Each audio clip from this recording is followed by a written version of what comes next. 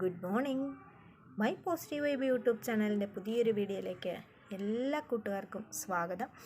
അപ്പോൾ ഇന്നത്തെ നമ്മുടെ വീഡിയോ പെറ്റൂണിയയുടെ സീഡിട്ട് മുളപ്പിച്ച തൈകൾ എങ്ങനെയാണ് നമ്മൾ ഒരു മെച്വേർഡായിട്ടുള്ള പ്ലാന്റിലേക്ക് എത്തിക്കുന്നതെന്നുള്ള കുറച്ച് കാര്യങ്ങളാണ് ഇന്നത്തെ വീഡിയോയിൽ ഷെയർ ചെയ്യുന്നത് കേട്ടോ.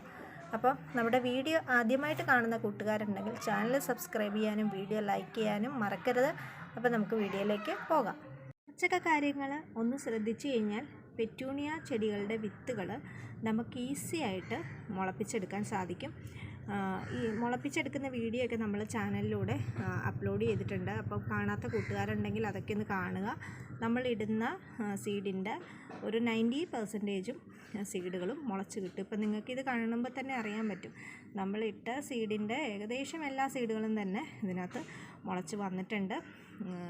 ഇത് സീഡ് പാകുമ്പോൾ കുറച്ച് കാര്യങ്ങളൊന്ന് ശ്രദ്ധിക്കണം. ഇതിപ്പോൾ നിങ്ങൾക്കിതിപ്പോൾ കണ്ടാലറിയാം, ഞാൻ ഏകദേശം സെൻറ്റർ ഭാഗത്തായിട്ടാണ് സീഡുകൾ മുളപ്പിച്ചിട്ടുള്ളത്.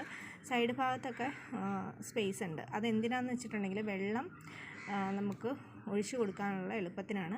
ഈ സൈഡിലേക്ക് നമ്മൾ വെള്ളം ഒഴിച്ചു കൊടുക്കുമ്പോഴത്തേക്ക് ഈ ചെടിയിലേക്കൊക്കെ വെള്ളം സോയിലൂടെ കടന്ന് വന്നോളും. അപ്പം ചെടികളിലേക്ക് നമുക്ക് ഡയറക്റ്റായിട്ട് ഒഴിച്ചു കൊടുക്കേണ്ട കാര്യമില്ല. അപ്പം അതിന് വേണ്ടിയിട്ടാണ് അങ്ങനെ ചെയ്യുന്നത്.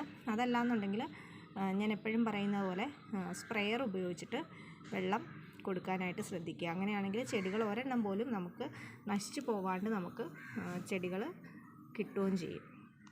പിന്നെ നമ്മൾ ശ്രദ്ധിക്കേണ്ട കാര്യങ്ങൾ, ഇത് 2 ആഴ്ച പ്രായമായിട്ടുള്ള തൈകളാണ്. ഇതിപ്പം ഞാൻ ഡയറക്റ്റായിട്ടുള്ളൊരു സൺലൈറ്റിലേക്കാണ് മാറ്റി വെച്ചിരിക്കുന്നത്.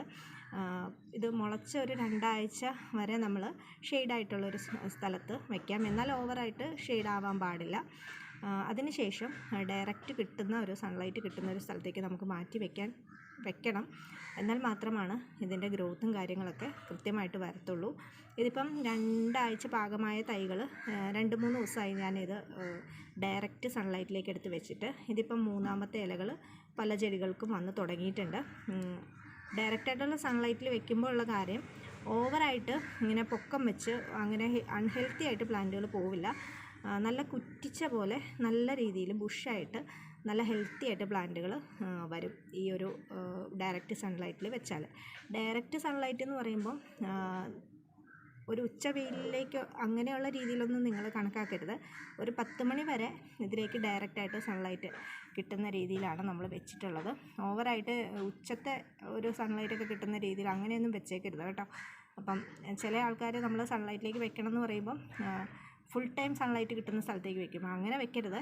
ഒരു 10 മണി വരെയൊക്കെയുള്ള ലൈറ്റ് ഇതിനകത്തേക്ക് കിട്ടത്തക്ക രീതിയിൽ വേണം വയ്ക്കാനായിട്ട്.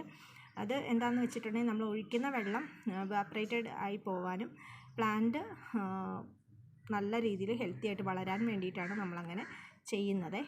നമ്മൾ ചെയ്യേണ്ടത് ഈ ഒരു 4-5 ഇല പാകം ആകുമ്പോഴത്തേക്കും ഓരോ തൈകളായിട്ട് നമുക്ക് ചട്ടിയിലേക്ക് പറിച്ച് മാറ്റി നട്ടു കൊടുക്കുക. ഇതെന്തിനാണെന്ന് വെച്ചിട്ടുണ്ടെങ്കിൽ പ്ലാന്റുകൾ നല്ല രീതിയിൽ ഒന്നും കൂടി ഹെൽത്തായിട്ട് വരാൻ വേണ്ടിയിട്ടാണ്. കൂടി നിൽക്കുമ്പോൾ പ്ലാന്റുകൾക്ക് വളരാനായിട്ട് ബുദ്ധിമുട്ടായിരിക്കും.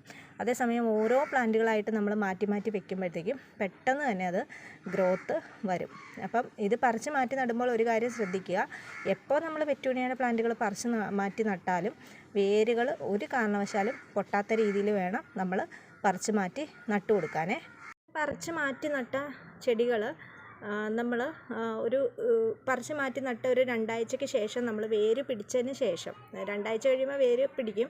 അതിനുശേഷം നമ്മൾ NPK 19-19-19 എന്ന കെമിക്കലായിട്ടുള്ള ഫെർട്ടിലൈസർ നമ്മൾ കൊടുക്കും. ചെറിയ ചെടികൾ നല്ല രീതിയിൽ ഗ്രോത്തായി വരാൻ അത്തരത്തിലുള്ള ഫെർട്ടിലൈസർ നമ്മൾ കൊടുക്കേണ്ടത് അത്യാവശ്യമാണ്. എങ്കിൽ മാത്രമാണ് പ്ലാന്റുകൾ നല്ല രീതിയിൽ ഗ്രോത്തായിട്ട് വരത്തുള്ളൂ കേട്ടോ.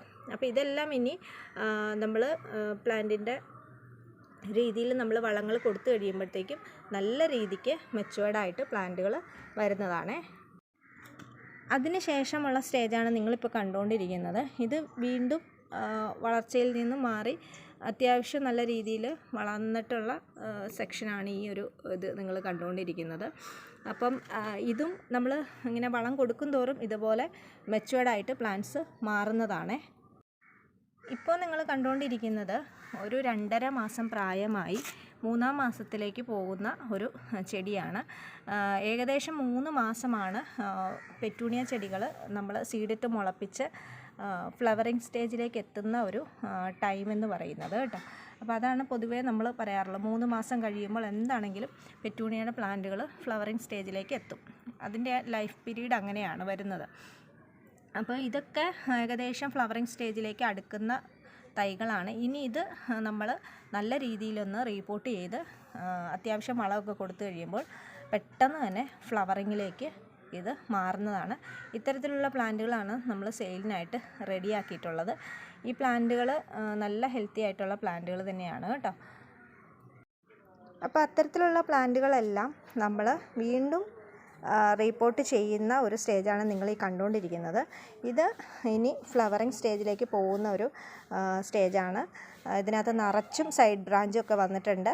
എങ്ങനെയാണ് പെറ്റൂണിയയുടെ പ്ലാന്റ് നമ്മൾ ഹെൽത്തി ആയിട്ട് നമ്മൾ കിളിപ്പിച്ചെടുക്കുന്ന രീതി. ഇന്ന് കാണിച്ച പെറ്റൂണിയയുടെ വിശേഷങ്ങളൊക്കെ കൂട്ടുകാർക്ക് ഇഷ്ടമായെന്ന് തന്നെ വിചാരിക്കുന്നു. ഇഷ്ടമായെങ്കിൽ ചാനൽ സബ്സ്ക്രൈബ് ചെയ്യാനും വീഡിയോ ലൈക്ക് ചെയ്യാനും ഷെയർ ചെയ്യാനും മറന്നു പോകരുത്. ഇത്തരത്തിലുള്ള ഇൻഫർമേറ്റീവായിട്ടുള്ള വീഡിയോസൊക്കെ ഇനിയും നമ്മൾ ചാനലിലൂടെ അപ്ലോഡ് ചെയ്യുന്നതാണ്. അപ്പോൾ ഇന്നത്തേക്ക് ഇത്രയേ ഉള്ളൂ. അടുത്ത ദിവസം നല്ല വീഡിയോ ആയിട്ട് കാണുന്നത് വരെ ബായ്.